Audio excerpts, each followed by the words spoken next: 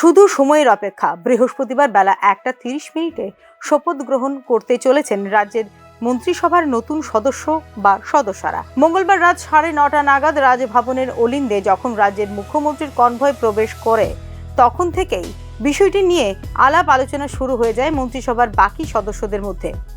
রাজ্য মন্ত্রিসভায় রদবদলের বিষয়টি নিয়ে প্রায় 25 মিনিট রাজ্যপালের সঙ্গে সবিস্তার আলোচনা করেছেন মুখ্যমন্ত্রী ডক্টর মানিক সাহা। মন্ত্রিসভায় রদবদল নিয়ে রাজ্যপালকে অবহিতও করেছেন মুখ্যমন্ত্রী ডক্টর মানিক সাহা। 8 মার্চ 2023 তারিখে ত্রিপুরার মুখ্যমন্ত্রী হিসেবে দ্বিতীয়বারের মতো শপথ নিয়েছিলেন মুখ্যমন্ত্রী ডক্টর মানিক সাহা। সেই সঙ্গে গঠন করা হয় তার মন্ত্রিসভাও।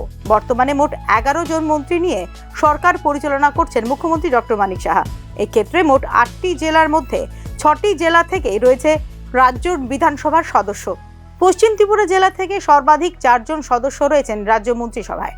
এরপরই খোয়াই এবং ঊনকোটি জেলা থেকে রয়েছেন যথাক্রমে 2 জন করে মন্ত্রী। এক্ষেত্রে গোমতী উত্তর ত্রিপুরা জেলা এবং দক্ষিণ ত্রিপুরা জেলা থেকে 1 জন করে মন্ত্রী রয়েছেন রাজ্য মন্ত্রিসভায়। তবে দ্বিতীয় মানিক সাহার সরকারের মন্ত্রিসভায় ধলাই এবং সিপাহীজলা জেলা থেকে নেই কোনো মন্ত্রী। বর্তমানে রাজ্য সরকারের রয়েছে মোট 51টি দপ্তর। সবচেয়ে বেশি দপ্তরের দায়িত্ব পালন করছেন মুখ্যমন্ত্রী ডক্টর মানিক সাহা। রাজ্য মন্ত্রিসভার মোট 11 জন মন্ত্রীর মধ্যে 8 জন মন্ত্রী হলেন ভারতীয় জনতা পার্টির। এক্ষেত্রে শরিক তিপ্রা মথার মন্ত্রী রয়েছেন 2 জন। তিপ্রা মথার বৃষকেতু দেববর্মাকে দায়িত্ব দেওয়া হয়েছে রাজ্য মন্ত্রী হিসেবে।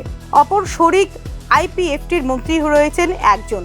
রাজ্য মন্ত্রিসভায় রদবদলের বিষয়টি চূড়ান্ত হয়ে গেলেও এক্ষেত্রে কে বা কারা মন্ত্রী হচ্ছেন এই বিষয়টি নিয়ে বুধবার রাত্রি 9টা পর্যন্ত কোনো স্পষ্টীকরণ দেওয়া হয়নি সরকারের পক্ষ থেকে। এক্ষেত্রে এক বা একাধিক মন্ত্রী শপথ নিচ্ছেন এই বিষয়টি যেমন স্পষ্ট করা হয়নি, তেমনি স্পষ্ট করা হয়নি মন্ত্রিসভা থেকে কেউ বাদ পড়ছেন কিনা। বিষয়টি নিয়ে স্বাভাবিকভাবেই জল্পনা রয়েছে সংশ্লিষ্ট মহলে। Bureau report, news now.